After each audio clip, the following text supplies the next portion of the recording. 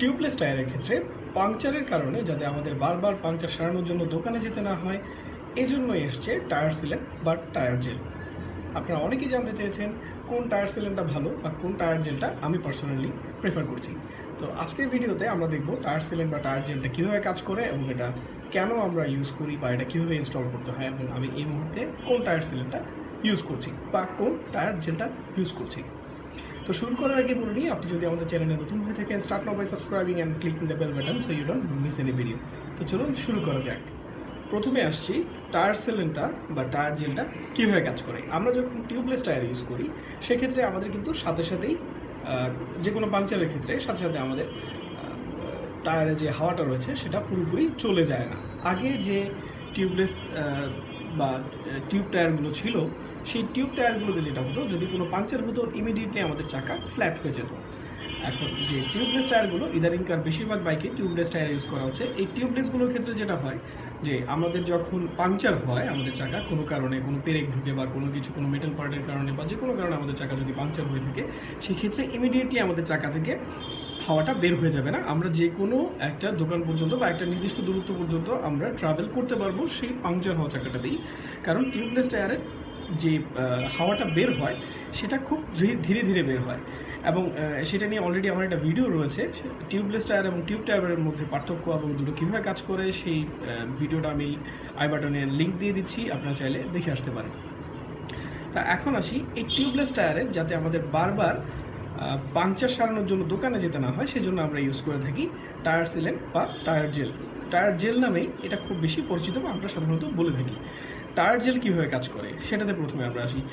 কখনও যদি আমাদের বাইকের চাকায় কোথাও পাংচার হয়, সেক্ষেত্রে আমরা যখন যেই বস্তুটি দ্বারা বা যে পেরেক বা যেই সচল জিনিসটি দ্বারা আমাদের চাকাটা পাংচার হয়েছে সেটা যদি আমরা খুলে ফেলি, তখন ভেতরে থাকা টায়ার সিলেন্ট বা জেলগুলো গিয়ে ওই পাংচার বা ছিদ্রটাকে ব্লক করে ফেলে। তাতে যেটা হয়, আমাদের ওই জায়গা দিয়ে হাওয়াটা বের হওয়ার কোনো সুযোগ থাকে না, কারণ তাতে ছোট ছোট কিছু রাবারের টুকরো রয়েছে। সেই টুকরোগুলো সেই ছিদ্রটা ব্লক করে ফেলে এবং সেটা কিছু লিকুইড দ্বারা সবসময় প্রবাহিত হতে থাকে চাকার ভিতরে।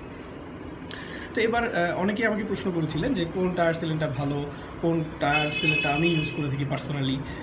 সাধারণত টায়ার সিলেন্ট মোটামুটি বাজারে যেগুলো পাওয়া যায় সবগুলোই মোটামুটি কার্যকর, কিন্তু কিছু আমাদের মধ্যে কিছু কনফিউশন রয়েছে যে আমরা সাধারণত কিছু মিথ রয়েছে যে টায়ারে যদি জেল ইউজ করা হয় তাতে চাকা ভারী হয়ে যায়, মাইলেজ কমে যায়, ব্যালেন্সের প্রবলেম হয়। আসলে কিছু কিছু ক্ষেত্রে হয়তো হতে পারে, কিন্তু সেটা যেহেতু আমি ইউজ করিনি সেক্ষেত্রে বলতে পারছি না। কিছু কনফিউশন আমাদের রয়েছে, কারণ কিছু কিছু টায়ার সিলেন্ট বা জেল রয়েছে তাতে প্রায় 1 লিটারের কাছাকাছি ইউজ করা হয়, বা হয়তো 7-8 ml ইউজ করা হয় টায়ার জেল এক একটা চাকাতে। তো আমি আজকে যে টায়ার জেলটা ইউজ করছি বা আমি যেটা আমার পার্সোনালি আমার বাইকে ইউজ করি সেটা হচ্ছে অনলি 350 ml, যেটা কুইক ফিক্সের। তো সেটাতে যেটা হয়, চাকা ভারী হওয়ার প্রবণতা আমার মনে হয় খুব একটা নেই। আর তাছাড়া সাধারণত আমি যেটা পার্সোনালি প্রেফার করি, 1 লিটারে আসলে চাকাতে থাকলে খুব বেশি ভারী হয়ে যাওয়া, মাইলেজ কমে যাওয়ার প্রবলেম আছে বলে আমি মনে করছি না। তারপরেও আপনাদের যদি কনফিউশন থাকে, আপনারা কুইক ফিক্সটা ইউজ করতে পারেন। আর কুইক ফিক্সটা ইউজ করার সময় সাধারণত চাকা খোলার প্রয়োজন হয় না, সেটা খুব ইজিলি ইনস্টল করা যায়। এই কারণে আসলে আমি কুইক ফিক্সটা প্রেফার করছি। আর কুইক ফিক্সের ক্ষেত্রে আরেকটা বড় ব্যাপার হচ্ছে, তাতে কিছু কিউআর কোড রয়েছে, সেটা আমি স্ক্যান করে জানতে পারি প্রোডাক্টটা অরিজিনাল না নকল।